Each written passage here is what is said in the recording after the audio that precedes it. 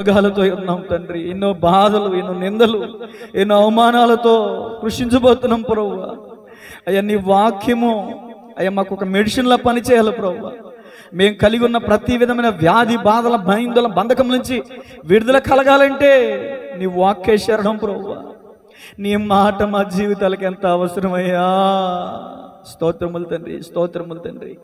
నీ వాక్యమును బట్టి మా అడుగులు స్థిరపరచు ప్రభువా. పరిశుద్ధుడా, ప్రేమగల తండ్రి, కృపగలిగిన దేవా మీకు వందనాలు. ప్రారంభ ప్రార్థన మొదలుకుని పాటల ద్వారా, ఆరాధనను బట్టి చెప్పబడిన సాక్ష్యముల ద్వారా మీ నామానికి మహిమ తెచ్చుకున్నారు. ఈ సమయంలో నీ వాక్య పాద సన్నిధికి మేము వస్తున్నాం ప్రభువా. బిడ్డలందరూ కూడా శ్రద్ధా భయభక్తులు కలిగి దేవుని మాటలు ఆలకించేవారు ఉండటానికి సహాయం చేయండి. ఎవరు సెల్ ఫోన్లు మొరాగకుండా అటు ఇటు తిరిగేవారుగా, ఇబ్బంది కలిగించేవారుగా ఉండకుండా, దేవుని సేవకుని మాటను, దేవుని వాక్యాన్ని తృణీకరించేవారుగా ఉండకుండా దేవుని వాక్యానికి లోబడేవారు ఉండటానికి సహాయం చేయండి. శ్రద్ధతో వినదంట ప్రభు లూదియా. ఆమె హృదయం తెరవబడింది. శ్రద్ధగా వినవారు దీవించబడతారని లేఖనం సెలవిస్తుంది ప్రభు. అటు కృప బిడ్డలందరికీ దయచేయండి.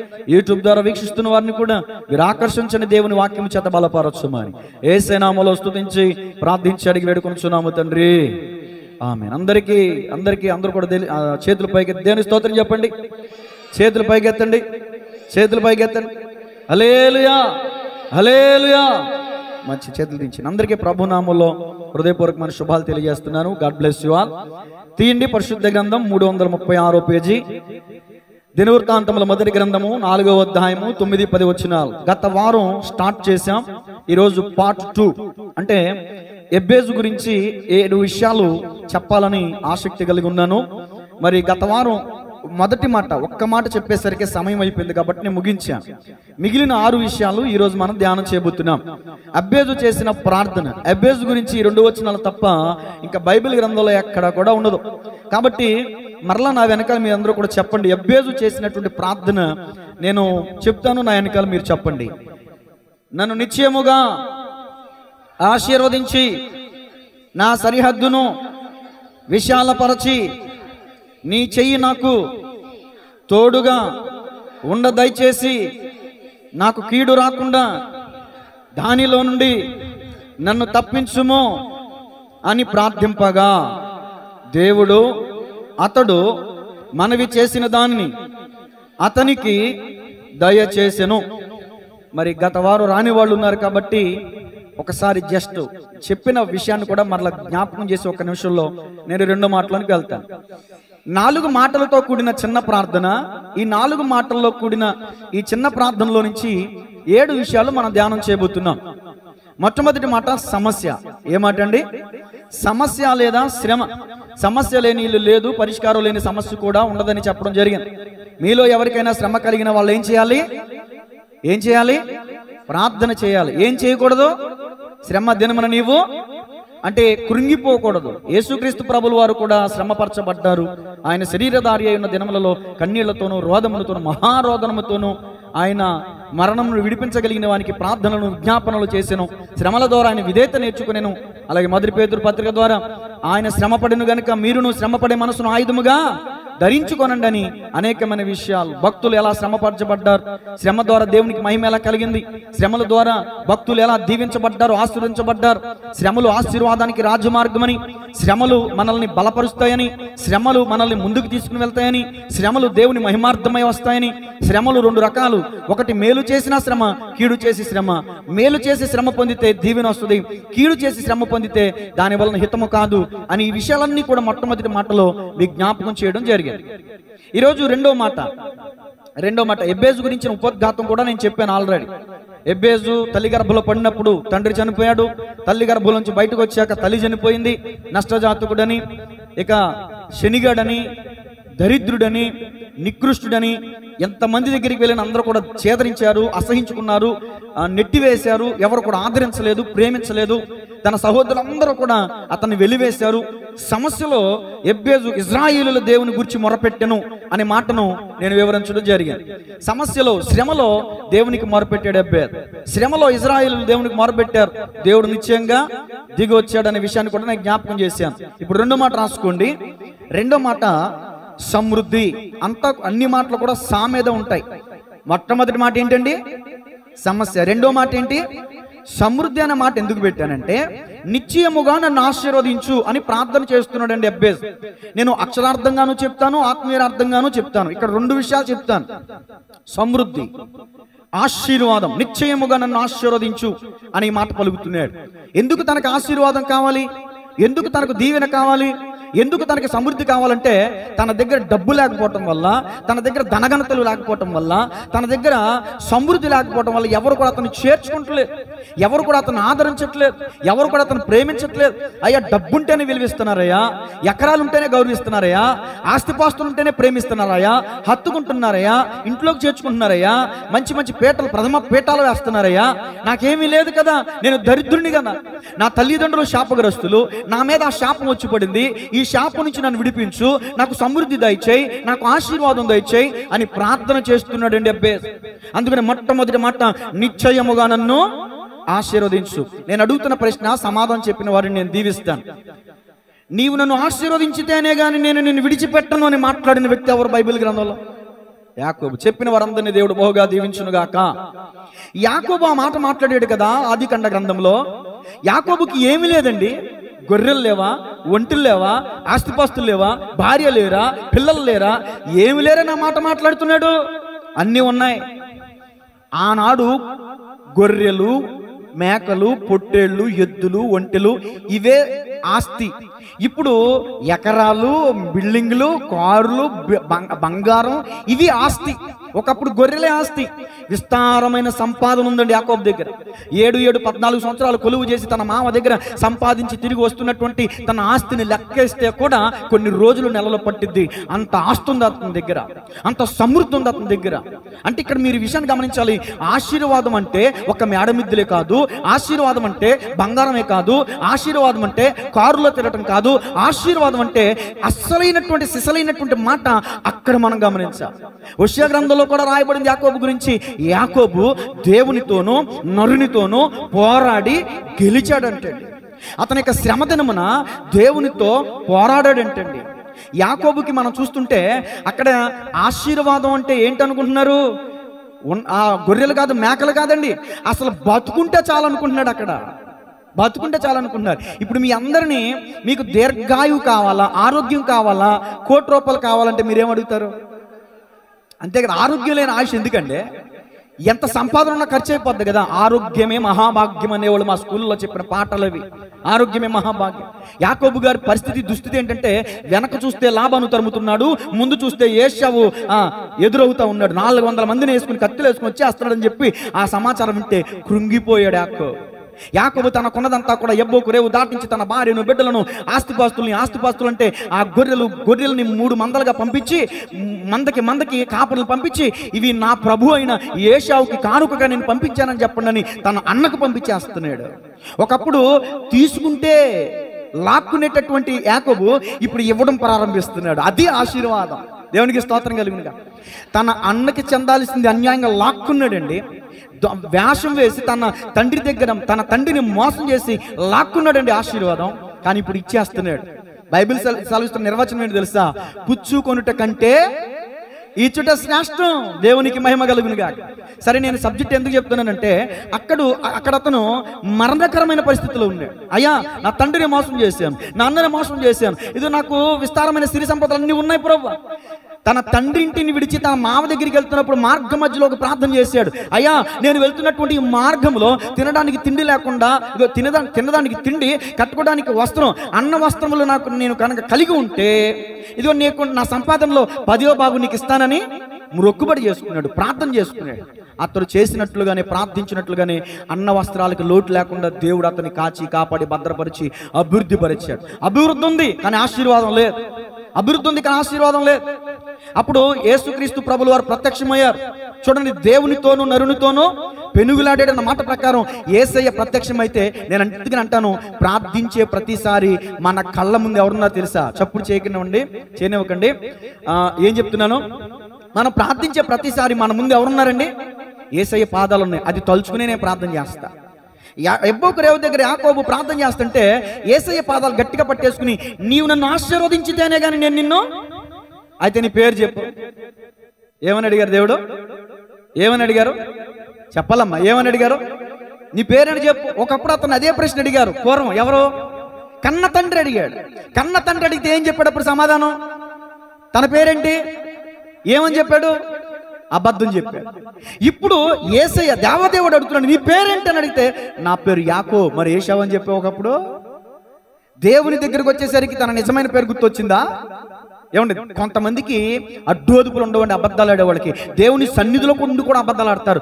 దేవుని సన్నిధిలో ఉండి అబద్ధం ఆడినట్టు అన్నయ్య సర్పీరా ఏమయ్యారు? చచ్చారు అక్కడికక్కడ పడి.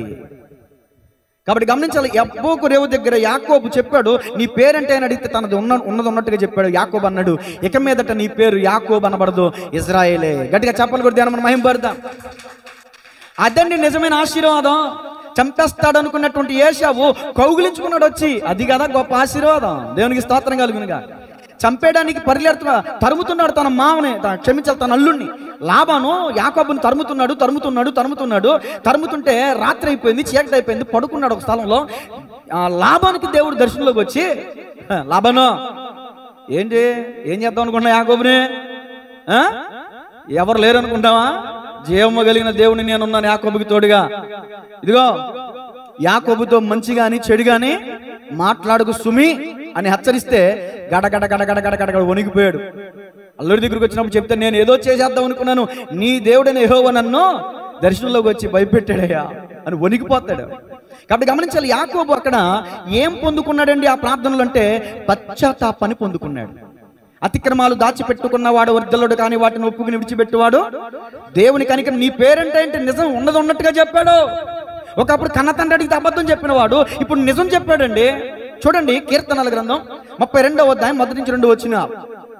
ఏంటండి నిజమైన ధన్యత? ఏంటండి నిజమైన సమృద్ధి? ఏంటండి నిజమైన ఆశీర్వాదం అంటే చూడండి, తన అతిక్రమములకు పరిహారం నొందినవాడు. ఎవరు ఫోన్ రింగ్ అవుతుందండి? ఆఫ్ చేసేయండి. మోగితే అలా బయటికి వెళ్ళాల్సి వస్తుంది. దేవుని స్తోత్రం చెప్పండి, గట్టిగా గట్టిగా చెప్పండి, హల్లెలూయా. సరే, తన అతిక్రమములకు పరిహారం నొందినవాడు ధన్యుడు, తన పాపములకు ప్రాయశ్చిత్తము నొందినవాడు ధన్యుడు. యబ్బోకు రేవు దగ్గర యాకోబుకు జరిగింది అదే. అది నిజమైన ఆశీర్వాదం. సిరి సంపదలు ఉన్న ఈ రోజు నీకు పాపం నుంచి విడుదల లేదంటే ఆ పాపం నీకేం తీసుకొస్తుంది తెలుసా? పాపం సిగ్గుని తీసుకొస్తుంది, పాపం అవమానాన్ని తీసుకొస్తుంది, పాపం బ్రతుకులు లేకుండా చేస్తుంది, పాపం అవమానాల పాలు చేస్తుంది, పాపం నిట్టూర్పుల పాలు చేస్తుంది. పరిశుద్ధ గ్రంథంలో చెప్పాలంటే పాపం చేసి దేవుడు అనుగ్రహించి మహిమను కోల్పోయినటువంటి వారు కోకొల్లలో. నేను దాని గురించి చెప్పట్లా, అది నా సబ్జెక్ట్ కాదు. పాపం దేవుని మందిరానికి, దేవుని సన్నిధికి దూరం చేస్తుందండి. పాపంతో ఉన్నవాడు దేవుని మందిరానికి రాలేడండి. దేవుని ఆరాధించలేడు హృదయపూర్వకంగా, దేవుని స్తుతించలేడు. అతిక్రమాలను ఒప్పుకుని విడిచిపెట్టేవాడే కనికరాన్ని పొందుకుంటాడు. నిజమైన ఆశీర్వాదం అంటే ఏంటి? యేసుక్రీస్తు ప్రభుల వారు అసలు ఈ భూమి మీదకి పంపబడ్డానికి గల కారణం ఏంటో చూడండి. అపోస్తుల కార్యాలు 3:26. యేసు ప్రభుని నమ్ముకుంటే లక్షల కోట్లు వస్తాయా? యేసు ప్రభుని నమ్ముకుంటే దరిద్రం తీరిపోద్ది, నువ్వు బిల్డింగ్ మీద బిల్డింగ్ కడతావు, నువ్వు ఎకరాలు కొంటావు, నువ్వు బంగారం కొంటావు, నువ్వు ధనవంతుడు అయిపోతావు, అందుకు నువ్వు ప్రభు నమ్ముకోమని ఎవరైనా బోధలు చేస్తున్నారా? అది దుర్బోధ. యేసు ప్రభుల వారిని ఎందుకు ఈ భూమి మీదకి పంపడానికి గల కారణం అంటే అపోస్తుల కార్యాలు 3వ అధ్యాయం 26వ వచనం. దేవుడు తన సేవకును పుట్టించి మీలో ప్రతి వాని దుష్టత్వము నుండి మళ్లించుట వలన మిమ్మును ఆశీర్వదించుటకు ఆయనను మొదట మీ యొద్దకు పంపానని చెప్పాను. తర్వాత సంగతి తర్వాత. మొదట ఎందుకు పంపించాడండి యేసు ప్రభుల వారిని? యేసు ప్రభు ఎందుకు వచ్చాడండి ఈ భూమి మీద కంటే నీ దుష్టత్వం నుంచి నువ్వు మళ్లించబడాలి. ఇర్మియా గ్రంథం 33లో దేవదేవుడు సెలవిస్తున్న మాట ఏంటో తెలుసా?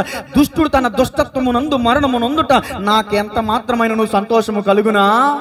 దుష్టుడు తన దుష్టత్వాన్ని విడిచి యథార్థత, పరిశుద్ధత, నీతి, న్యాయములు అనుసరించి నడుచుటే నాకు ఇష్టం, నాకు సంతోషం అని అంటారండి దేవదేవుడు. ఎవరైతే దుష్టత్వంలో ఉన్నారో, ఎవరైతే పాపంలో ఉన్నారో, ఎవరైతే శాపము చేత కొట్టబడుతున్నారో వాటి నుంచి విడిపించబడడం ద్వారా నువ్వు దీవించబడతావు. అమ్మా, నేను ఒక మాట చెప్పనండి. రాత్రికాల సమయం అయింది, ఇంట్లోకి వచ్చారు. ఒక ముసలమ్మ ఇంట్లోకి వెళ్ళిందంట. ఈ చీకటి పాడుగాను, ఈ చీకటి పాడుగాను, ఈ చీకటి దెబ్బవా అని చీకటి పట్టుకుని తిడుతుందంట. ఇప్పుడు ఇంట్లోకి వెళ్ళి గదిలోకి వెళ్ళి వెళ్తురు కావాలంటే ఏం చేయాలి? స్విచ్ చేస్తే చీకటి పోయి లైట్ వస్తుంది, అంతేనా? ఇప్పుడు నేను చెప్తున్న మాట ఏంటంటే చీకటి పోవాలి, వెలుతురు రావాలంటే చీకటి పోవాలి. నీలో ఉన్న చీకటి పోతే ఆటోమేటిక్గా వెలుగదే వస్తుంది. వెలుగు ఈ లోకంలోనికి వచ్చును కానీ చీకటి ఎంత మాత్రమో గ్రహింపకుండెను. యోహాను సువార్త 3వ అధ్యాయంలో రాయబడి ఉంటుంది మాట. వెలుగనగా యేసుక్రీస్తు ప్రభులు. యేసుక్రీస్తు ప్రభులు వారిగో చీకటిలోను మరణ ఛాయలోను కూర్చున్న వారికి వెలుగుగా ప్రత్యక్షమైన వాడు ఆయన. నేను ఈ లోకమునకు వెలుగును అని సెలవిచ్చాడండి ఆయన. నీలో చీకటి ఉన్నంత వరకు నీలో అభివృద్ధి ఉండదండి, నీలో ఆశీర్వాదం ఉండదు. చీకటి అనగా పాపం, ఆ చీకటి అనగా అబద్ధం అవ్వచ్చు, ఆ చీకటి అంటే వేషధారణ అవ్వచ్చు, ఆ చీకటి అంటే వ్యభిచారం కావచ్చు, ఆ చీకటి అంటే అన్యాయపు సిరి కావచ్చు, ఆ చీకటి అంటే ఏదైనా కావచ్చు. ఆజ్ఞాతిక్రమమే, పాపం వల్ల వచ్చు జీతం మరణం. కాబట్టి ఈరోజు నువ్వు ఏ దుష్టత్వంలో నాకు తెలియదు, కానీ నువ్వు దుష్టత్వంలో ఉండి పాపంలో ఉండి ప్రభువా అని ప్రార్థన చేస్తే ప్రభువు ఆలకించే దేవుడు కాదు. నేను బహుగా ప్రార్థన చేస్తానన్నా కూడా యెషయా గ్రంథం 1వ అధ్యాయంలో ప్రభు ఏమంటారో తెలుసా? మీరు బహుగా ప్రార్థన చేసినను నేను వినను. ఎందుకని? మీ చేతులు రక్తంతో తడిసే బాబు, ముందు మీ చేతులు శుద్ధి చేసుకోండి. విధవరాండ్రకు అన్యాయం చేస్తున్నారు, విధవరాండ్రకి న్యాయం చేయండి. విధవరాండ్ర పక్షాన వ్యాజ్యమాడే దేవుడు అండి మన దేవుడు. దేవునికి స్తోత్రం కలుగునుగా. ఈరోజు చాలా మంది చేతులు రక్తంతో తడిచాయి. అందుకనే పౌలు గారు అంటారు, కావున ప్రతి స్థలమందును పురుషులు సంశయము లేని వారై, కోపము లేని వారై పవిత్రమైన చేతులు ఎత్తి ప్రభువుకి ప్రార్థన చేయవలనని లేఖనం సెలవిస్తుంది. ఈరోజు నువ్వు ప్రార్థిస్తున్నావు, దీవించబడట్లేదు, ప్రార్థిస్తున్నావు, సమృద్ధి రావట్లేదు, ప్రార్థిస్తున్నావు, ఆశీర్వాదం రావట్లేదు అంటే కారణం ఏంటో తెలుసా? నీలో పాపం పెట్టుకుని ప్రార్థన చేస్తున్నావు. పాపుల మనవి ఆయన ఆలకించడం లేఖనం సెలవిస్తుంది. నువ్వు పాపం చేస్తూ ప్రార్థన చేస్తే దేవుడు ఎంత మాత్రం ఆలకించే దేవుడు కాదు. అసలు ప్రార్థన పరలోకానికి కూడా చేర్చ తెలుసా? మత్తయి సువార్త 7:21 ప్రభు ఆ ప్రభు అని పిలుచు ప్రతివాడు పరలోక రాజ్యానికి ఉందా లేదా? ప్రభు ఆ ప్రభు అని పిలిచేవాడు కాదు, ప్రార్థన చేసేవాడు కాదు వెళ్ళేది. తండ్రి చిత్త ప్రకారం చేయవాడే పరలోక రాజ్యానికి వారసుడు. గట్టిగా చప్పలు కొట్టి దేవుని మనం మహిమపడతాం. అమ్మలారా అక్కలారా దయచేసి వినండి, మనం ఎందుకు పిలవడ్డాం ఇక్కడికి? మొదటి పేతురు రాసిన పత్రిక 3వ అధ్యాయం 9వ వచనంలో మీరు ఆశీర్వాదమునకు వారసులవుటకు పిలువబడితే ఉందా లేదా? మనం శపించబడ్డానికి రాలేదండి దేవుని మందిరానికి. కయ్యను దేవుని మందిరానికి వచ్చాడు, బలిపీఠం దగ్గరికి వచ్చాడు, హేబేల్ బలిపీఠం దగ్గరికి వచ్చాడు. వీళ్ళిద్దరు ఎవరు ఆస్వాదించబడ్డారు? హేబేల్ దీవించబడ్డాడు, హేబేల్ ఆస్వాదించబడ్డాడు. కానీ కయ్యను శపించబడ్డాడు. కారణం తెలుసా? మొట్టమొదటి విశ్వాసం ఎవరు అనుకున్నారు? కయ్యనే. మొట్టమొదటి అర్పణ తీసుకొచ్చింది ఎవరు అనుకున్నారు? కయ్యనే. కానీ కయ్యను శపించబడ్డానికి గల కారణం ఏంటి తెలుసా? అతని అర్పణలో యథార్థత లేదు, అతని హృదయంలో యథార్థత లేదు. క్రియలు లేని విశ్వాసం మృతం, వ్యర్థం. అందుకని అతనిలో సరైన క్రియలు లేవు, మంచి క్రియలు లేవు, మంచి హృదయంతో ఇవ్వలేకపోయాడు అర్పణని. అందుకని అతని అర్పణ అంగీకరించబడలేదు. అతను శపించబడ్డాడు, దేశదెమ్మరైపోయాడండి. కయ్యను దేశదెమ్మరైపోయాడు. ఈరోజు మనం శపించబడ్డానికి కాదు దేవుని మందిరానికి వచ్చింది. దేవుని మందిరంలోకి వచ్చి ఎవరో అననీయ సప్పిరాలు ప్రాణాలు విడిచేశారండి. ప్రాణాలు విడిచేయడానికి కాదు దేవుని మందిరానికి వచ్చేది. మీరు ఆశీర్వాదమునకు వారసులకు పిలువబడితే కనుక మీరు కీడునకు ప్రతి కీడు చేయక, చెప్పండి ఏం చేయాలంట? దీవించండి. ఇక్కడ ఎబ్బేజుని ఎంతో మంది నిందించారు, దూషించారు, హింసించారు, గాయపరిచారు, కొట్టారు, గాయపరిచారు, త్రోసేశారు. దేవదేవుని ఎదుట అతడు తన బాధంతా చెప్పుకున్నాడే తప్ప అయ్యా నన్ను ఇట్లా నిందించారు, దూషించారు, ద్వేషించారని కానీ వాళ్ళతో సూటిగా కానీ ఎదురు తిరిగి ఉన్నవాడు కాదండి. మాటకు మాట అన్నవాడు కాదండి, చేతకు చేత చూపించినవాడు కాదండి. ఎంతమంది ఎన్నన్నా భరించాడండి. అది యేసుక్రీస్తు ప్రభుల వారికి మాదిరిగా, యేసుక్రీస్తు ప్రభుల వారికి సూచనగా, లేకపోతే యేసుక్రీస్తు ప్రభులతో ఈక్వల్గా కనిపిస్తున్నాడండి ఎబ్బేజ్. హేబేల్తో ఈక్వల్గా కనిపిస్తున్నాడండి ఎబ్బేజ్. హేబేలు తన అన్న కొడతా ఉంటే తను అప్పగించుకున్నాడు. అది హేబేలు యొక్క తత్వం. కొడతా ఉంటే తిరిగి కొట్టలేదండి తన అన్నని. నా అన్నని నేను కొట్టకూడదు అన్న ఇంగిత జ్ఞానం ఉంది హేబేలుకి. తను అప్పగించుకున్నాడు. ఎబ్బేజు కూడా దూషించిన వారి బదులు దూషించలేదు. ఇతను ఆశీర్వదించబడ్డానికి గల కారణం ఏంటంటే ఎబ్బేజు కీడుకు ప్రతి కీడు చేయలేదు. మరి నీవు నేను ఎందుకు దీవించబడట్లేదు, ఆశీర్వదించబడట్లేదు అంటే కీడుకు ప్రతి కీడు చేస్తున్నావు. ఒక మాట అంటే 4 మాటలు అంటున్నావు, ఒక దెబ్బ కొడితే 4 దెబ్బలు కొడుతున్నావు. మీరు ఆశీర్వదించబడాలంటే ఈ పని చేయాలి. నోరు తెరువలేదా ప్రేమ, బదులు పలకలేదా ప్రేమ. మొఖం మీద ఉమ్మేశారంటండి, ముళ్ళ కిరీటం పెట్టి కొట్టారంటే, తల మీద గుద్దులు గుద్దారంట, వెనకాల పిడిగుద్దులు గుద్దారంట. వెనకాల పిడిగుద్దులు గుద్ది, హలో నువ్వు మెసేజ్ అయితే నేను ఎవరు కొట్టారో చెప్పు, నిన్ను ఏ ఏళ్ళు కొట్టిందో చెప్పు. మా మాస్టర్లు అలాగే అనేవాళ్ళు. మరి వెనక తిరగ రాని డిప్ప మీద ఆగబెట్టి కొట్టి ఏ ఏళ్ళు కొట్టిందిరా అనేవాళ్ళు. అంటే అంత ఘోరంగా అపహాస్యము చేయబడ్డాడు యేసయ్య. ముఖం మీద ఉమ్మివేయబడ్డాడండి. వ్యభిచారం చేసిన వాళ్ళకి ఉమ్మేస్తారు, దొంగతనం చేసిన వాడిని పిడిగుద్దులు గుద్దుతారండి, పాపం చేసిన వాడిని సిలివేస్తారండి. యేసు ప్రభులు వారు ఏం పాపం చేశారని ఆయన సిలివేశారు? ఏ పాపం లేదు ఆయనలో. ఆయన చెప్పాడు, నాలో పాపం ఉన్నదని మీలో ఎవరు స్థాపించగలరు. యేసుక్రీస్తు ప్రభులు వారు ఎలా ఉన్నాడండి? ఆయన శ్రమపరచబడినప్పుడు గొర్రె బొచ్చు కత్తిరించి వాని ఎదుట మౌనముగా ఎలా ఉండనో ఆయన అలా మౌనంగా ఉన్నాడు. ఏంటండి మనం అలా మౌనంగా ఉండగలుగుతున్నావా? అక్క, చెల్లి, తమ్ముడు, అన్న, నీ అత్త దగ్గర నువ్వు మౌనంగా ఉండగలుగుతున్నావా? నీ కోడల దగ్గర నువ్వు మౌనంగా ఉండగలుగుతున్నావా? నీ భర్త దగ్గర నువ్వు మౌనంగా ఉండగలుగుతున్నావా? నీ అన్న దగ్గర నువ్వు మౌనంగా ఉండగలుగుతున్నావా? ఎబ్బేజు ప్రార్థించాడు, ఆశీర్వదించబడ్డాడు. కారణం ఏంటంటే అతను కీడుకు ప్రతి కీడు చేయలేదు, దూషించిన వారందరినీ దూషించలేదు, కాబట్టి అతను ఆశీర్వదించబడ్డాడు. దేవుని స్తోత్రం చెప్పండి గట్టిగా. పరిశుద్ధ గ్రంథంలో ఆశీర్వదించబడిన వాళ్ళందరూ కూడా విరవబడ్డారు. చెప్పండి, ఏమయ్యారు? విరవబడ్డం ఇష్టం ఉండదు చాలా మందికి, విరవబడ్డం ఇష్టం ఉండదు. ఇప్పుడు ఫర్ ఎగ్జాంపుల్ యోబు గారిని ఆశీర్వదించాడు, తర్వాత ఏం చేశాడు దేవుడు? మళ్ళీ విరిచాడు. మళ్ళీ ఆ తర్వాత ఏం చేశాడు? రెండంతలుగా. యోబు గ్రంథం 42వ అధ్యాయంలో రెండంతలుగా ఆశీర్వాదం పొందాడు అని ఉంటుంది. యోబు రెండంతలుగా ఆశీర్వాదం. ఎందుకంటే విరవబడ్డాడు, శ్రమపరచబడ్డాడు. శ్రమ శ్రమ శ్రమ శ్రమ. కన్న వాళ్ళు చనిపోయారు, ఆస్తిపాస్తులు పోయి, నీ స్నేహితులే గాయాలు చేస్తున్నారు. స్నేహితులను బట్టి ఏమన్నాడు తెలుసా యోబు గారు? అరే, మీరు పనికి మాలిన వైద్యులు రా, పనికి మాలిన వైద్యులు మీరు, నీరు లేని మేఘాలు, మీ వల్ల ఉపయోగం ఏముంది? గాయాలతో పడుంటే యోబు దగ్గరికి వచ్చి ఆయింట్మెంట్ ఆయకుండా గాయాలని రేపుతున్నారంట, గాయాలు రేపుతున్నారు. స్నేహితులతో బాధ, కన్నవారు చచ్చిపోయారన్న బాధ, కట్టుకున్న భార్య అయిన పోనీ దగ్గరకు వచ్చి ఆదరించిందంటే, ఛీ ఎలాంటి బతుకెందుకు, దేవుడిని దూషించి చచ్చిపో అంది. అప్పుడు అన్నాడు ఆ యోబు గారు, బుద్ధిహీనురాలా అన్నాడా? అనలా. బుద్ధిహీనురాలు మాట్లాడినట్టు మాట్లాడుకున్నాడు. తన నోటి ద్వారా అసలు పాపం చేసిన వాడు. యోబు గ్రంథం 1వ అధ్యాయం ఆఖరి వచనం ఉంటది కదా, ఈ విషయమందు అన్ని ఇచ్చును అన్ని తీసుకొనిను. యెహోవా విషయంలో అసలు యోబు ఏ తప్పు చేయలేదు, ఏ మాట కూడా ప్రతికూలంగా మాట్లాడలేదంటండి. యోబు సమస్తం కోల్పోయాడు, అయినా కూడా దేవుణ్ణి మహిమపరిచాడు. దేవుని స్తోత్రం చెప్పండి గట్టిగా. యోసేపు కూడా విరవబడ్డాడు. తోడబుట్టిన అన్నవారి చేత దూషించబడ్డాడు, ద్వేషించబడ్డాడు, గాయపరచబడ్డాడు, త్రోసివేయబడ్డాడు, అమ్మివేయబడ్డాడు. అబ్బాబాబా చెట్ట చివరికి జైలుకి వెళ్ళిపోయాడు. జైలుకి వెళ్ళిపోయిన తర్వాత అక్కడ మరలా పైకి వచ్చాడు. మరలా పోతిఫరు భార్య చేత అపనింద వేయబడి మరలా జైలుకి వెళ్ళిపోయాడు. అసలు అతని జీవితం అంతా బడులే. నింద వేయబడి, అవమానపరచబడి, త్రోసివేయబడి, అమ్మివేయబడి, చెరసాలలో వేయబడి, ఎన్ని బడులో ఎన్ని పాఠాలో. అర్థమవుతుందండి? యోసేపు జీవితం నిండా పాఠాలేనండి, జీవితం నిండా పాఠాలు. చెట్ట చివరికి ప్రైమ్ మినిస్టర్ అయ్యాడు. ఎందుకు తెలుసా? అతను పుట్టిన నాటి నుంచి కూడా తన బాల్యం, తన యవ్వన వయసు అంతటా కూడా విరవబడ్డాడు. ఆశీర్వదించబడ్డ అనేకుల ఆకలి తీర్చే గొప్పవాడయ్యాడు. గట్టిగా చప్పట్లు కొట్టి దేవుని మనం మహిమపడతాం. విరవబడకుండా ఆశీర్వాదం అనేది రాదు. ఇప్పుడు 5 రొట్టెలు 2 చేపలు ఎంతమంది తిన్నారండి? అది ఆశీర్వాదమే కదా.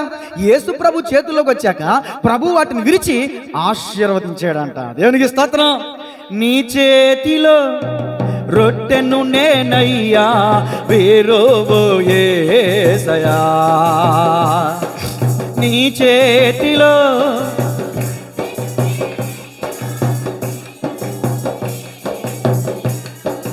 వీరువు యేసయ్యా,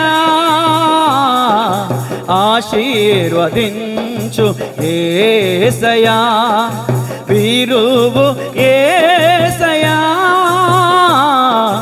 ఆశీర్వదించు యేసయ్యా, నీ చేతిలో రొట్టెను నేనయ్యా, వీరువు. హల్లెలూయా. యాకోబు ఆశీర్వాదం పొందకముందు పెనుగులాడితే ఇరిగిపోయిందంట తొడ గూటి మీద నరం. తినరంట యూదులకి. అప్పటి నుంచి కుండుతూ నడిచాడంట. అక్కడ ఏమైంది? ఎప్పుడైనా నేను దేవుని మందిరంలో మోకాళ్ళు వేసి కాళ్ళు తిమ్మిరెక్కిపోయేలాగా లేచి నడవలేనంత ప్రార్థనలో నేను ఉన్నానన్న వాళ్ళని చేతులు ఎత్తండి. అంత టైంతో కూడిన ప్రార్థనే, అంత టైమింగ్ అంతా. ఒకప్పుడు కూర్చుని కడుపు నిండా తినేవాళ్ళం, ఇప్పుడు బఫీ సిస్టమ్. అని నాకు స్టార్టింగ్లో అర్థమయ్యేది కదా, ఇంగ్లీష్ వీక్ కదా. బఫీ సిస్టమ్ అంటే అది. బఫీ అంటే ఏంటి? దున్నపోతు ఏం చేస్తుంది చెప్పనా? నుంచుని మీకు తెలియలేదు ఇప్పుడు వరకు, నిలబడి తింటది.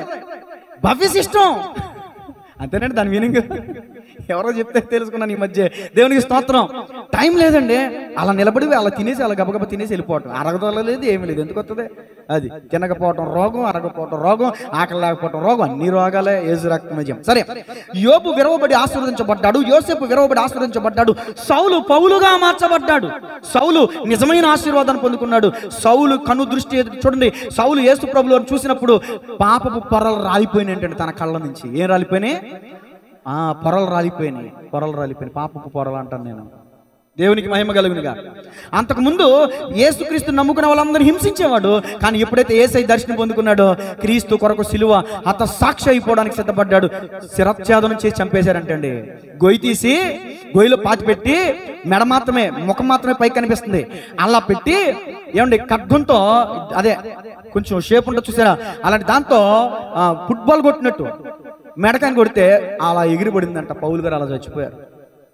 అది క్రీస్తు కోసం ఆత్మసాక్షి అయిపోయారు. సరే, రెండో మాట ముగిస్తున్నాను. రెండో మాట ఏంటమ్మా? అమ్మయ్యా చెప్పారు, దేవుడు మిమ్మల్ని దీవించును గాక. మొదటి మాట ఏంటి? రెండో మాట ఏంటి?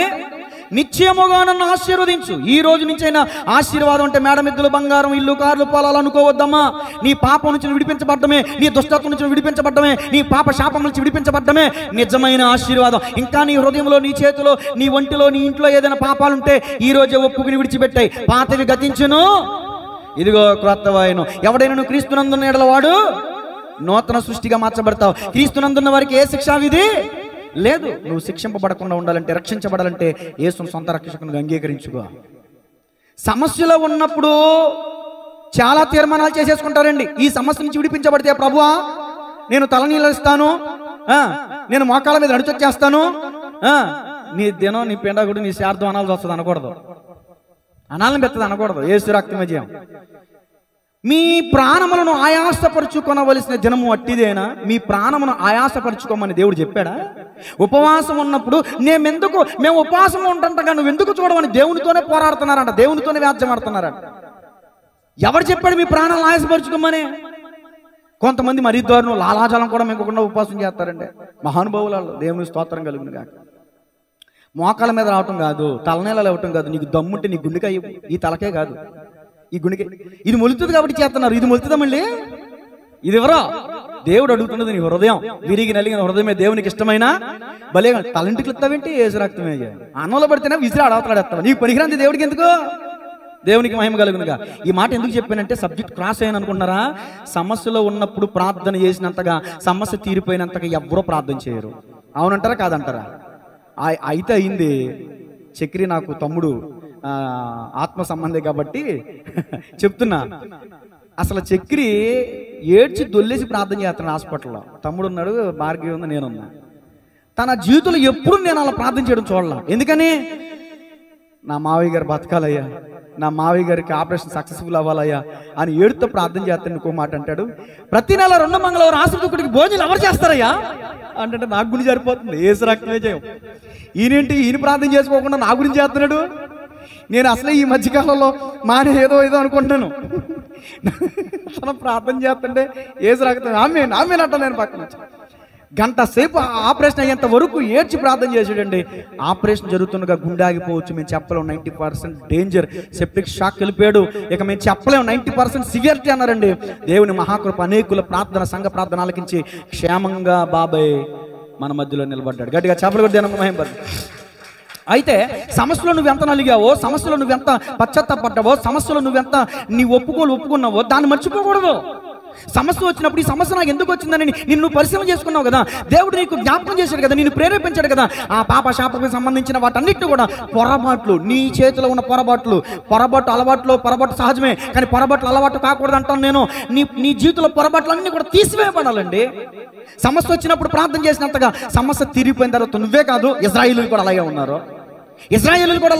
న్యాయాధిపతుల గ్రంథంలో చూస్తే 13-14 మంది న్యాయాధిపతుల చరిత్రలో మనం చూస్తే, న్యాయాధిపతి వస్తాడు, వాళ్ళని విడిపిస్తాడు, విడిపించిన తర్వాత మరలా వెనక్కి వెళ్ళిపోతారు.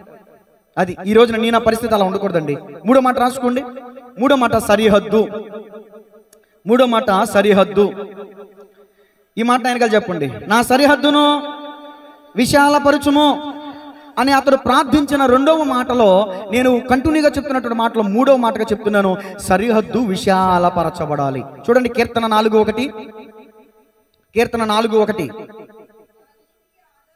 నా నీతికి ఆధారమగు దేవా, నేను మొరపెట్టినప్పుడు నాకు ఉత్తరం ఇమ్ము. అద్దుగదుగో కొట్టాలి ఇప్పుడు చెప్పట్లో. ఇరుకులో నాకు విశాలత కలగజేసిన వాడవు నీవే. ఈ మాటలు వింటున్న స్థానిక బిడ్డలు కావచ్చు, యూట్యూబ్ ద్వారా వీక్షిస్తున్న వాళ్ళు కావచ్చు, మీరు ఏ ఇరుకులో ఉన్నారో నాకు తెలీదు. ఇరుకులో ఉండి నువ్వు మొరపెడితే దేవుడు విశాలపరుస్తాడు. విశాలమంది ఉండి ఆయన ఆలకించే దేవుడు అంట. నువ్వు మొరపెట్టు, నేను నీకు ప్రత్యుత్తరం ఇచ్చేదా. ఎబ్బేజు కూడా ఇశ్రాయేలు దేవుని గురించి మొరపెట్టాడండి. మనుషులకు మొరపెట్టాల, మనుషుల దగ్గర చెప్పుకోవాలా, బంధువుల దగ్గర చెప్పుకోవాలా, ఇరుగు పొరుగు వాళ్ళ దగ్గర చెప్పుకోవాలా, దేవుడి దగ్గర తన బాధ అంతా చెప్పుకున్నాడు. నేను అంటాను, యెఫ్తానండి, నా మాటలు వినండి పిల్లలు, మీరు చూడొద్దు నేను చూడను. ఇప్పుడు యెఫ్తాని ఈ ప్రజలందరూ కూడా తరిమేశారండి, వెళ్ళిపోయారు.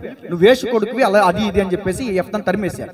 ఇప్పుడు శత్రువులు వచ్చి పడినప్పుడు అవసరం వచ్చింది ఇప్పుడు యెఫ్తా అని యెఫ్తా దగ్గరికి వెళ్ళి యెఫ్తాను బతుమాలుకుని తీసుకొచ్చారు. యెఫ్తా బతుమాలుకుని తీసుకొస్తే యెఫ్తా ఎక్కడికి వచ్చాడు తెలుసా? యెఫ్తా దేవుని మందిరంలోకి వచ్చి యెహోవా సన్నిధిలో అతడు తన సంగతి అంతా వినిపించెను అంటది. యెఫ్తా తన సంగతి అంతా ఎవరికి వినిపించాడంట? యెహోవా సన్నిధిలో వినిపించాడంట. రాజులను నమ్ముకున్నట్టు కంటే, మనుషులను నమ్ముకున్నట్టు కంటే యెహోవాను ఆశ్రయించడం మేలు. యెహోవాకి మొరపెట్టాడు.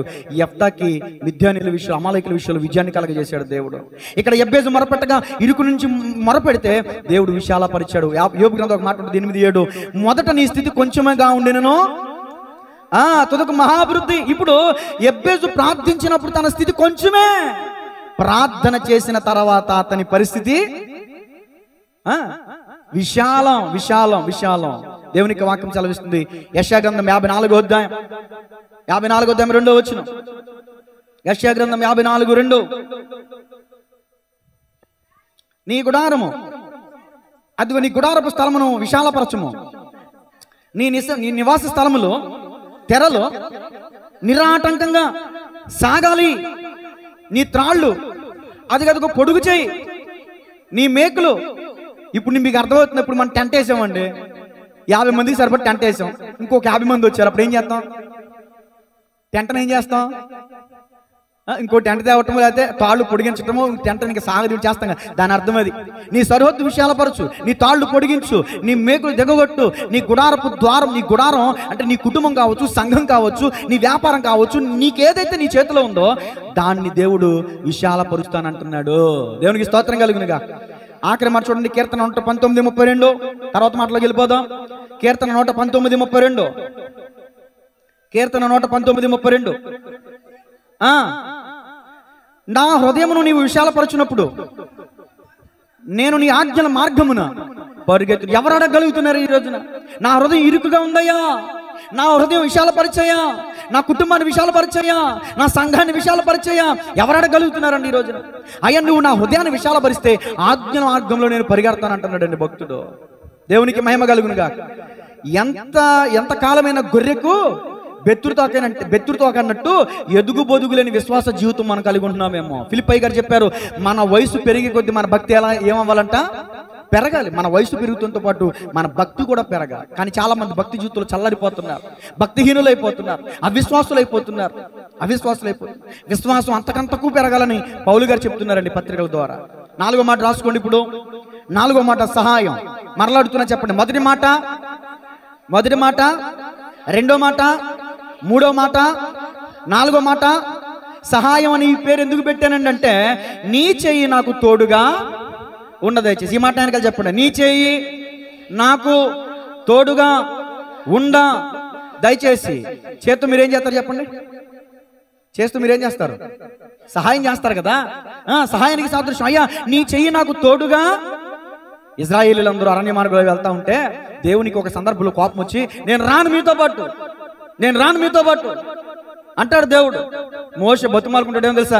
అయ్యా నీ సన్నిధి మాకు తోడుగా రాని ఎడల మమ్మల్ని తోడుకొని. కంప్లీట్ చేయరండి, రాదని మాట. నీ సన్నిధి మాకు తోడుగా రాని ఎడల మమ్మల్ని తోడుకుని పోకుము. మోషే కోరుకున్నాడు దేవుని సన్నిధి తోడుగా ఉండాలని. నీవే నాతో వస్తే తెగులు, నీవే ఆజ్ఞాపిస్తే చేయత నన్నంటదు. నీవే కావాలయ్యా, నాతో రావాలయ్యా.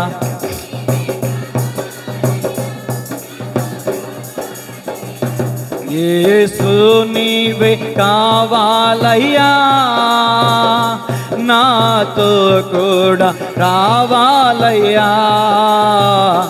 యేసు నీవే.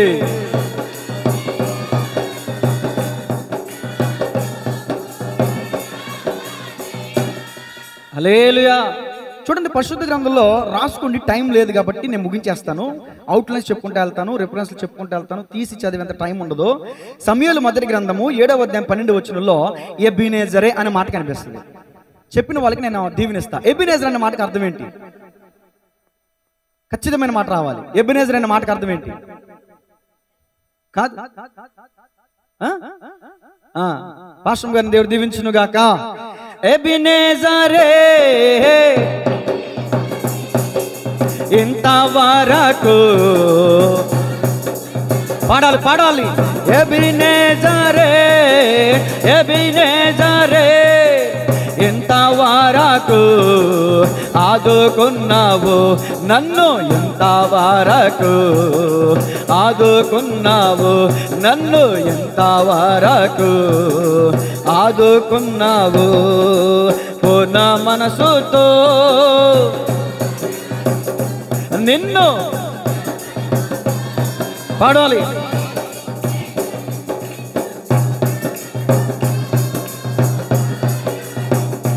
నిన్ను చప్పట్లు చప్పట్లు కొడుతూ రెండోసారి కలిసి పాడిన అందరూ. ఆరాధన ఆరాధన ఆరాధన ఆరాధన, గ్లోరీ, ఆమేన్, స్తోత్రం, ఆరాధన. హల్లెలూయా. ఎబెనెజర్ అనే మాట వస్తుంది. ఫిలిష్తీయులతో యుద్ధం జరుగుద్ది. ఆ సమయంలో సమూయేలు ప్రార్థన చేస్తాడు ఇశ్రాయేలు పక్షంగా. దేవుడు ఉరుములను మెరుపులను రప్పించి అద్భుతమైన రీతిలో ఇశ్రాయేలులకు సహాయం చేస్తాడు. అక్కడ సమూయేలు ఒక రాయిని నిలిపి ఎబెనెజరు అనే మాట అక్కడ పలుకుతాడు. కింద పుట్టినట్లు ఉంటుంది. ఎబెనెజర్ అనే మాటకి సహాయపు రాయి అని అర్థం. దేవుని స్తోత్రం చెప్పండి గట్టిగా. ఇప్పుడు మీకు సహాయం కావాలండి. నేను అడుగుతున్న మాట చక్కగా అర్థం చేసుకోండి. సహాయం చేయడానికి ఎవరో మీ ఇంటికి వచ్చారు, సైకిల్ వేసుకుని వచ్చారు. సైకిల్ వేసుకుని వస్తే అది చిన్న సహాయమా పెద్ద సహాయమా? మీరే చెప్పండి, చెప్పండి అమ్మా. ఇప్పుడు సైకిల్ కాదు, హీరో హోండా వేసుకొచ్చారు. ఇప్పుడు ఇప్పుడు మీరు నాతో ఫాలో అవ్వాలి. రథంలోనంట నపుంసకుడు వెళ్తుంటేనంట ఫిలిప్పు పరిగెడుతూ ఉన్నాడంట. ఇద్దరికి సంభాషణ మాత్రం చెదిరిపోవాలా. నాతో మీరు పరిగెట్టరా, మీరు నాతో పాటు. దేవుని స్తోత్రం చెప్పండి. సైకిల్ మీద వస్తే, బండి మీద వస్తే, కారులో వస్తే, ఏదో ఒకటి చెప్పండి, మీకు నచ్చింది, మీకు తోచింది చెప్పండి. కారులో వస్తే, విమానంలో వస్తే, అంటే ఈ కాన్సెప్ట్ వేరే అండి. దేవుని స్తోత్రం చెప్పండి. సైకిల్ మీద వచ్చేది చిన్న సహాయం అన్నారు, బండి మీద వస్తే కొంచెం పెద్ద సహాయం అన్నారు, కారులో వస్తే ఇంకా పెద్ద సహాయం అన్నారు, విమానంలో వస్తే. మరి మన దేవుడు మనకి సహాయం చేయడానికి ఏ వాహనం వేసుకుని వస్తాడు తెలుసా? అమ్మా, మన దయ్యమ్మని గారు కొట్టాలి చప్పట్లో. కొట్టండి గట్టిగానా. ఏసు రక్తమే. ఒక్కళ్ళు చెప్పలేదు, నాకు అర్థం కాదు. బైబిల్ రోజు చదివేవాళ్ళు. ఆమెకి ఎంత వేదన అంటే నాకు బైబిల్ చదవటం రాదయ్యా, కానీ ఒక్కొక్క అక్షరం నేర్చుకుని గురించుకుని చదవడానికి ప్రయత్నిస్తున్నారు. మళ్ళీ ఒకసారి కొట్టండి చప్పట్లు. ఇలా చప్పట్లు కొట్టించినందుకు కూడా కొంతమంది కోపం అవుతుంది. నాకేమో అలవాటు అయిపోయింది. ఏసు రక్తమే. నువ్వు సత్క్రియ చేసిన ఎడల నువ్వు తలెత్తుకొనవా అని దేవుడు అన్నట్టు. మరి నువ్వే ఆ సమాధానం చెప్తే నీకే ఆ దీవెన ఎవరా? నీకే ఆ చప్పట్లు కొట్టించనా? ఆవిడంటే ఎక్కువ, మీరంటే తక్కువ. నాకేమన్నా నేను పక్షపాతినా? అవును, మీకు పక్షపాతమే ఉందంట. ఎవరినే? మన రాజమండ్రి పాస్టర్ గారు. పక్షపాతమా? మాకు పక్షపాతాలు ఏమి లేవు. దేవుని స్తోత్రం చెప్పండి గట్టిగా. చూడండి, ద్వితీయోపదేశకాండం 33:26. ద్వితీయోపదేశకాండము 33:26. దేవుడు ఏ వాహనం మీద వస్తాడు చూడండి ఒకసారి.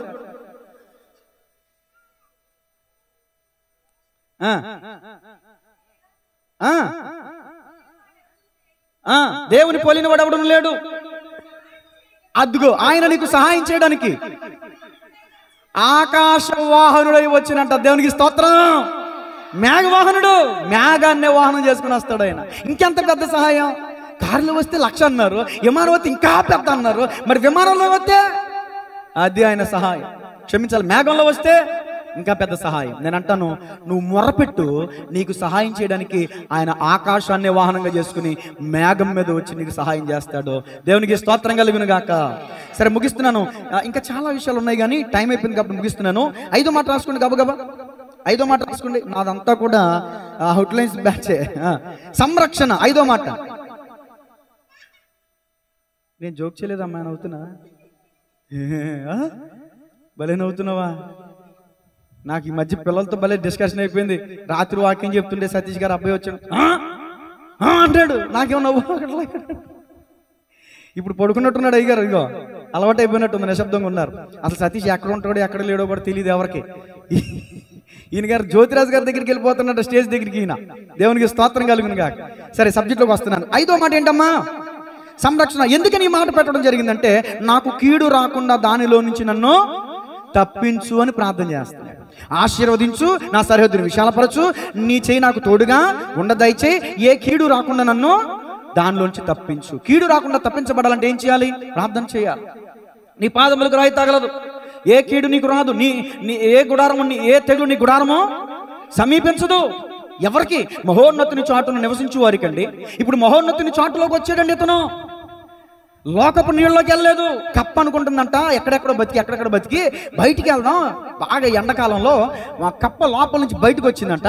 ఒక మంచి పెద్ద నీడ దొరికితే అమ్మయ్యా భలే ఉందలే ఈ నీడని ఆస్వాదించే లోపు లటక్కన మింగేసిందంట కప్ప.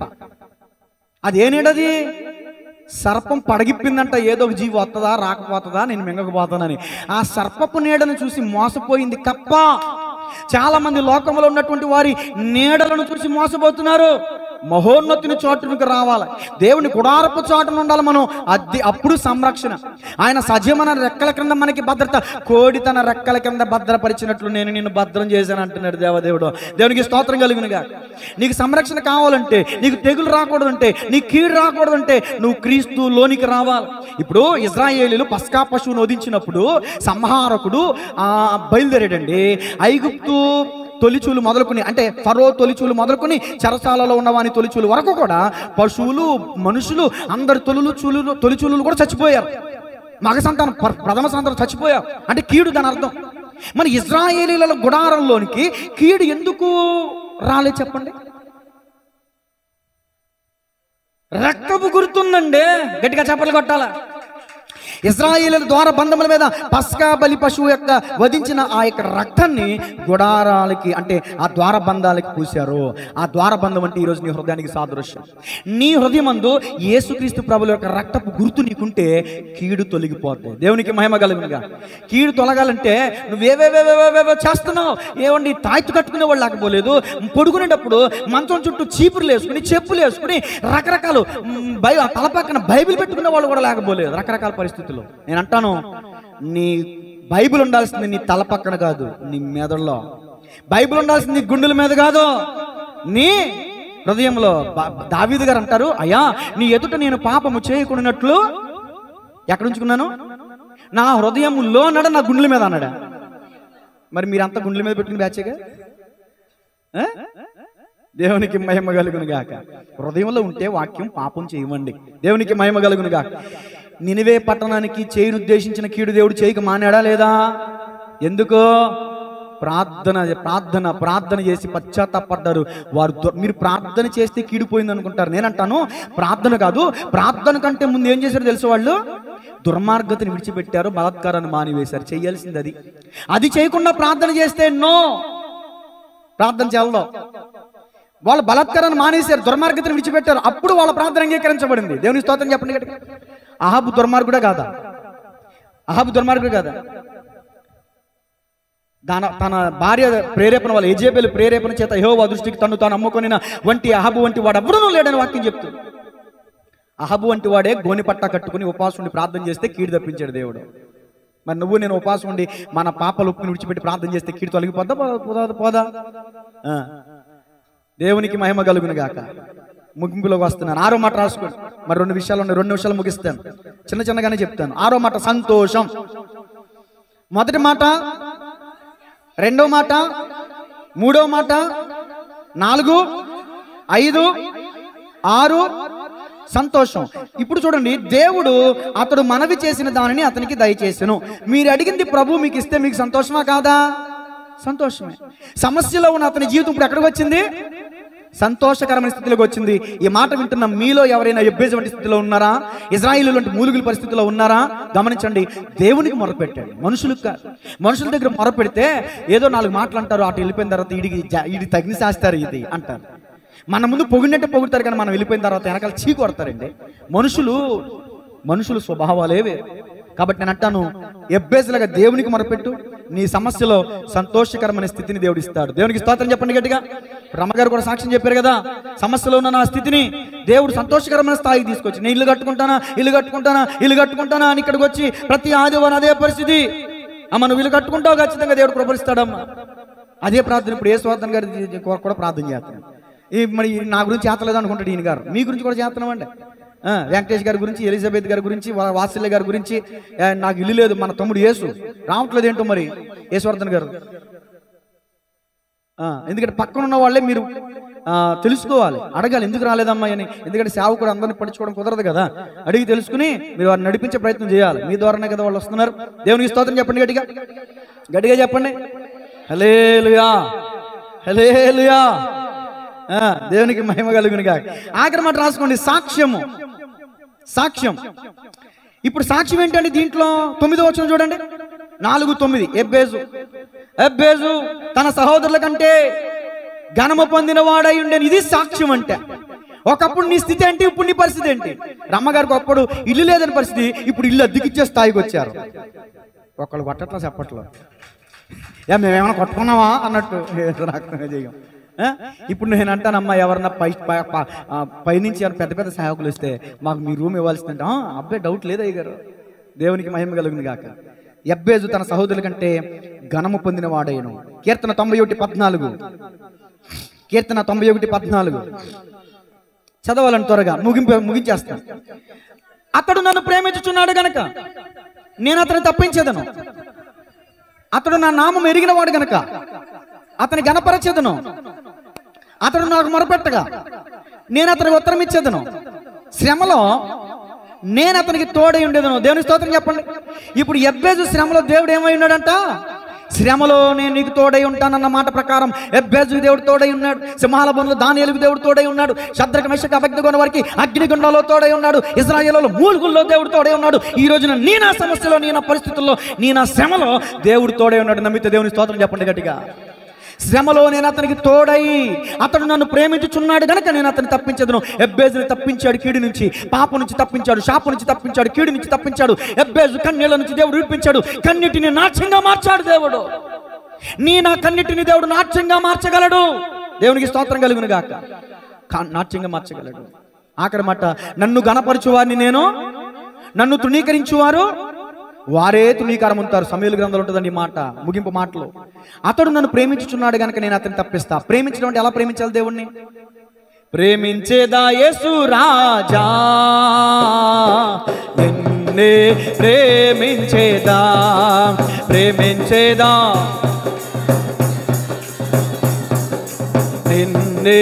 ప్రేమించేదా, నా ప్రాణము అంతవరకు, నీ మట్టిలో చేరే వరకు, నా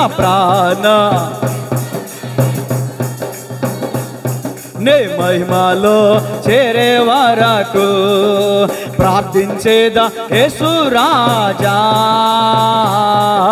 నీకే ప్రార్థించేదా,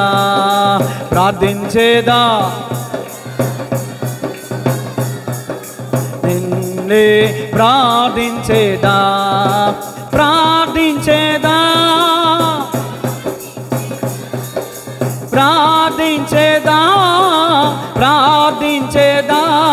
నా ప్రాణము అంతవరకు, నీ మట్టిలో చేరే వరకు, నా ప్రాణమున్నంత వరకు నే మహిమలో. ఉదయమే మీ ఇంటికి చుట్టాలు వచ్చారు, ఏం చేస్తారు? ఎవరన్నారా మాట? ఏసు రక్తం వేయం. చుట్టాలు వచ్చారండి అని ఆగిపోతారా? మట్టిలో చేరేంత వరకు అంట. అసలు చుట్టాలు వస్తే ఆగిపోతామా?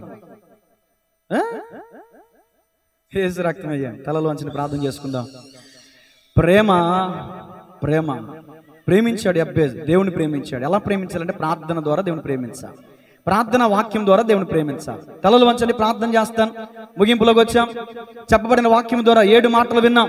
సమస్య, సమృద్ధి, సరిహద్దు, సహాయం, సంరక్షణ, సంతోషం, సాక్ష్యం. సమస్యలో ఉన్నటువంటి బయటికి పిల్లల్ని వెళ్ళవద్దండి, అల్లరి చేస్తున్నారు బయటికి వెళ్తే. వచ్చాను, లోపలికి వచ్చి కూర్చోండి. సమస్యలో ఉన్నటువంటి యెబ్బేజు సాక్ష్యం. ఇప్పుడు కొన్ని వేల సంవత్సరాలు అయిపోయింది యెబ్బేజు గురించి, కానీ అయినప్పటికీ కొన్ని నేటికి సాక్ష్యంగా ఉన్నాడు తన జీవితం ద్వారా. ఎందుకో తెలుసా? యెబ్బేజు దేవునికి మొరపెట్టాడు. అతడు అడిగినది దేవుడు అతనికి దయచేసాడు అంటండి. మరి మీరు అడిగింది దేవుడు ఎందుకు ఇవ్వట్లేదు? మీరు భోగెచ్చలను బట్టి అడుగుతున్నారు కాబట్టి మీరు పొందుకోలేకపోతున్నారు. మీరు అడిగినను మీరు దురుద్దేశంతో అడుగుతున్నారు కాబట్టి మీరు పొందుకోలేకపోతున్నారు. దేవుడు ఏమైనా పక్షపాత? యెబ్బేజుకి దీవెనిచ్చి నిన్ను దీవించకపోవడానికి, యెబ్బేజును ఆశీర్వదించిన దేవుడు నిన్ను ఆశీర్వదించకపోవడానికి ఆయన పక్షపాత? ఆయనలో పక్షపాతం లేదు. దేవుడు నమ్మదగిన వాడని లేఖనం చదివిస్తుంది. అంటే మొరపెట్టే నీలోనే తేడా ఉంది, ప్రార్థన చేసే నీలోనే తేడా ఉంది. దేవునికి మనవి చేస్తున్నావే కానీ నీ హృదయంలో ఉన్న పాపాన్ని నువ్వు తీసివేసుకోలేకపోతున్నావు. యథార్థ హృదయంతో నువ్వు ప్రార్థన చేయలేకపోతున్నావు. యథార్థవంతుల ప్రార్థన ఆయనకు ఆనందకరము. మరి నీ ప్రార్థన దేవునికి ఆనందకరంగా లేదేమో ఒకసారి సరి చేసుకో. వాళ్ళకుంది నాకు లేకపోతే ఏంటని ఈర్షతో అసూయతో ప్రార్థన చేస్తున్నావు అక్క, చెల్లి, తమ్ముడు అన్నా. యెబ్బేజు ప్రార్థన అతనికి సమాధానాన్ని తీసుకొచ్చినప్పుడు మరి నీ నా ప్రార్థన ఎందుకు సమాధానం రావట్లేదు? మన ప్రార్థన సమస్య తీరిపోయేంత వరకే ఉంటుంది. సమస్య తీరిపోయిన తర్వాత కడగబడిన పంది బుర్రలో దొరికినట్టు అంట. కుక్క తన వాంతికి తిరిగినట్టే మన బతుకులు ఉన్నాయి. ఇంకెలా ఇస్తాడు దేవుడు మనకి దీవెన? దేవుడు అతడు మనవి చేసిన దానిని అతనికి దయచేసెను. ప్రార్థన మాట్లాడుతున్నారు ఎవరో? ప్రార్థన సమయం ఇది. మీ ప్రార్థనలు వినబడకపోయినా హృదయంలోనైనా ప్రార్థన చేయండి, కానీ మాట్లాడొద్దు దయచేసి. ప్రార్థన. స్తోత్రం, స్తోత్రం, స్తోత్రం, స్తోత్రం. యెబ్బేజును దీవించిన దేవుడు, యాకోబును దీవించిన దేవుడు, యోబుని 2 అంతలుగా దీవించిన దేవుడు, యోసేపును హెచ్చించిన దేవుడు, సౌలును ఆశీర్వదించిన దేవుడు నిన్ను ఆశీర్వదించడా? అంటే ఆశీర్వాదం అంటే మన పాప శాపం నుంచి, దుష్టత్వం నుంచి మళ్లించుట వలన అది నిజమైన ఆశీర్వాదం. నాకు నిజమైన ఆశీర్వాదం కావాలి ప్రభు అని ఎవరైతే ప్రార్థన చేస్తారో నేను దీవెనిస్తాను వాళ్ళకి. హృదయపూర్వకంగా మీరు ప్రార్థన చేస్తే నేను బ్లెస్సింగ్ ఇచ్చి ముగిస్తా.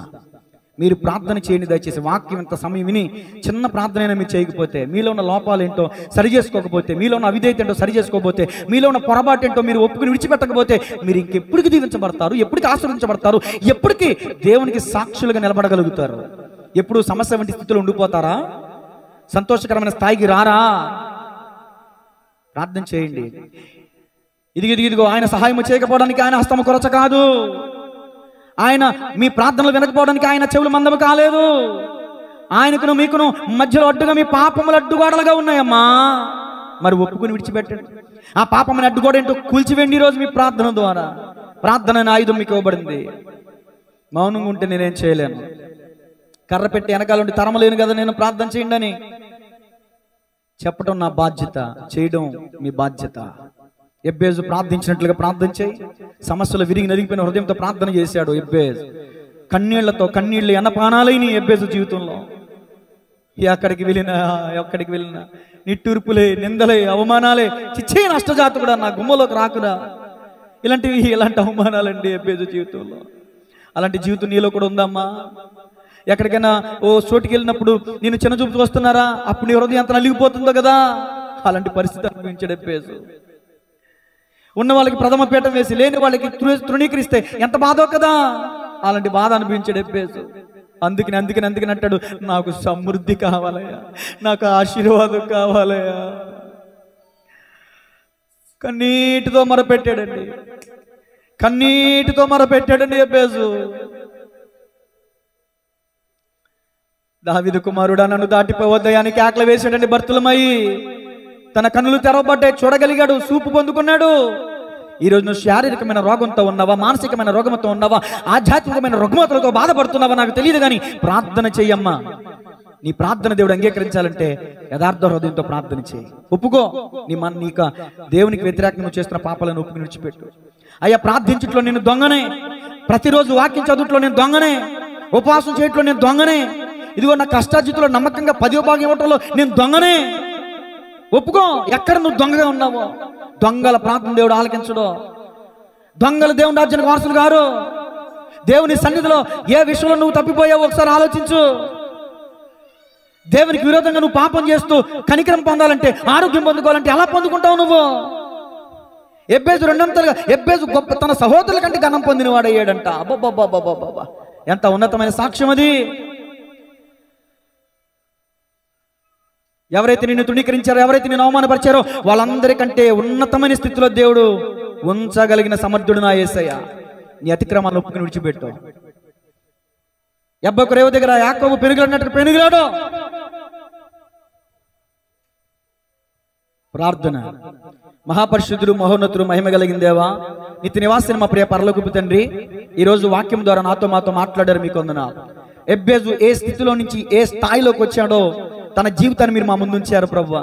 నిజమే, ఒకనాటి మా పరిస్థితులు వేరు, ఇప్పుడు మా పరిస్థితులు వేరు అయ్యా. ఒకనప్పుడు ఉండడానికి ఇల్లు ఉండేది కాదు, తినడానికి తిండి ఉండేది కాదు నాయన. ఈ రోజున వాటితో పోల్చుకుంటే ఎంత ఉన్నతమైన స్థాయిలో మమ్మల్ని ఉంచావు తండ్రి. ఒకరికి ఇచ్చే స్థాయిలో మమ్మల్ని ఉంచావు ప్రభువా. ఇది సరిపోదు, ఇంకా సమాజ సేవ చేయాలి, పేదలను ఆదరించాలి. ఈ సంఘము ద్వారా, కృపామనిషి సంఘం ద్వారా ఇదిగో సమాజంలో ఎంతో పరిచర్య చేయాలని ఆశ ఉంది ప్రభువా. సంఘాన్ని బలపరచండి, సంఘాన్ని దీవించండి, సంఘాన్ని ఆశీర్వదించండి, సంఘాన్ని ఆశీర్వదించండి. సంఘమా మారు మనసు పొందు అని ఎఫెసు సంఘంతో చెప్పారు, పెర్గము సంఘంతో చెప్పారు, తుయితెర సంఘంతో చెప్పారు, లౌదికే సంఘంతో చెప్పారు, సార్ది సంఘంతో చెప్పారు మారు మనసు పొందమని. ఈ రోజున 5 సంఘాల అనుభవాల నా సంఘంలోనే ఈ కృపామనిషి సంఘంలో ఉన్నాయేమో ప్రభా. మేము మారు మనసు పొందాలి ప్రభా, మారు మనసుకు తగిన ఫలం ఫలించాలి ప్రభా. అటు కృప మాకు అందరికీ దయచేయమని, ఇంతవరకు వాక్యాన్ని శ్రద్ధగా విన్న బిడ్డలందరినీ దీవించమని, విత్తబడిన వాక్యమని విత్తనం ప్రతి వారి హృదయంలో విత్తబడి ఫలించబడి ఆశీర్వించబడును గాకని యేసయ్య నామములో స్తుతించి ప్రార్థించి అడిగి వేడుకొంచున్నాము తండ్రి. Amen. God bless you all. దేవునికి మహిమ కలుగును గాక.